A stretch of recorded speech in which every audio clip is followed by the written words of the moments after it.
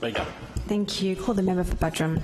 Thank you, Deputy Speaker. Well, Deputy Speaker, it's clear that Queensland Health is in crisis. Our public hospitals are in crisis. We've got a mental health crisis across Queensland, and Queenslanders are losing faith in their ability for the state government to provide timely access to health care as and when they need it. This inquiry, Deputy Speaker, which was initiated by the state government for the purposes of attacking the federal government, has not delved far enough into the heart of the crisis, and that should concern every Queenslander, because without an open and transparent examination of all of the issues, nothing will change. Deputy Speaker, Queenslanders need change. I know my constituents in Buderim and residents on the Sunshine Coast do.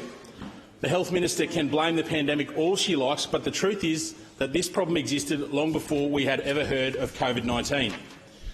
Deputy Speaker, what this inquiry does show is that the state government has lost its biggest political weapon. 36 of the recommendations from the inquiry are directed at the federal government. The game's up because this Labor state government will no longer be able to play the blame game with Canberra, and they'll have to look in their own backyard.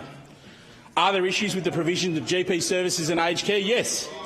But to pretend the state government is not responsible for many of the failings, Deputy Speaker, does not cut it. Members on my right. Member for Nicklin. Even the Australian Medical Association called this report for what it is. It is a blame-shifting exercise. Deputy Speaker, Member for Bundaberg. Deputy Speaker, fixing this crisis is far more important than political point scoring.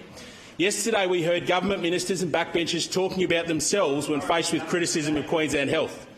This issue isn't about politicians. At its core, this is about Queenslanders being able to trust that an ambulance will arrive when they ring 000 in their hour of need. It's about having their elective surgery delivered on time so that Queenslanders don't suffer in pain for longer than necessary. It's about knowing that your loved ones will get the emergency treatment that they need in the event of an accident or serious illness. Deputy Speaker, the Sunshine Coast Hospital and Health Service has one of the worst performance records in the state. In fact, alongside Mount Isa, the Sunshine Coast Hospital and Health Service was assessed as being on performance level 4, the lowest level. When the North West District reached that level, the board was disbanded. The board was disbanded, Deputy Speaker. Not on the Sunshine Coast, though. On the Sunshine Coast, these problems have been allowed to fester. The Sunshine Coast University Hospital and Nambour top the list for the longest wait times for elective surgery in all of Queensland. SCU is a world-class facility. It's only 5 years old in one of the most sought-after parts of South East Queensland to live. I've previously addressed to the House the toxic culture under the reign of the former CEO, Naomi Dwyer, and the wait times and hospital performance should never have been allowed to get to the point they are now. But, Deputy Speaker, since raising the issue of the toxic culture within the Sunshine Coast Hospital and Health Service here in the chamber, I have been approached by countless whistleblowers wanting to tell their story. Doctors, nurses, administrators. Deputy Speaker, all of their problems boil down to mismanagement at the top level.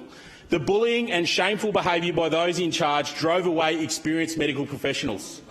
I note the issues with attraction and retention of clinical staff in rural and regional Queensland.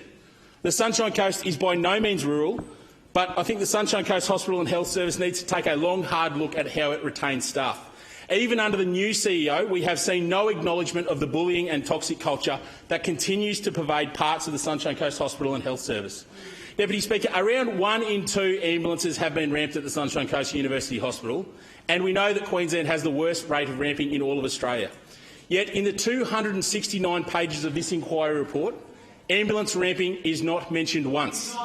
I shake my head at the fact that the Premier and Health Minister are still trying to ignore the problem, Deputy Speaker. They are ignoring the problem, Deputy Speaker, despite the LNP constantly fighting to get a better outcome for Queenslanders.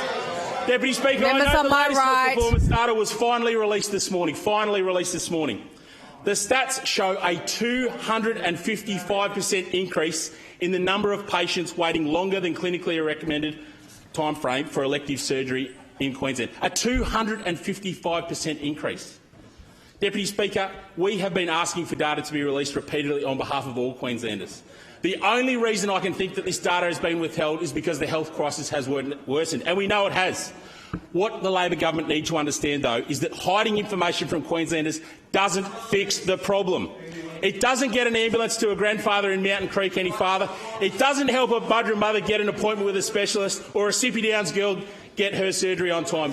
Deputy Speaker, Queenslanders deserve better than the cover-up and blame-shifting that pervades the state government's response to the Queensland health crisis. Queenslanders deserve openness and transparency, and they deserve better. Time has expired.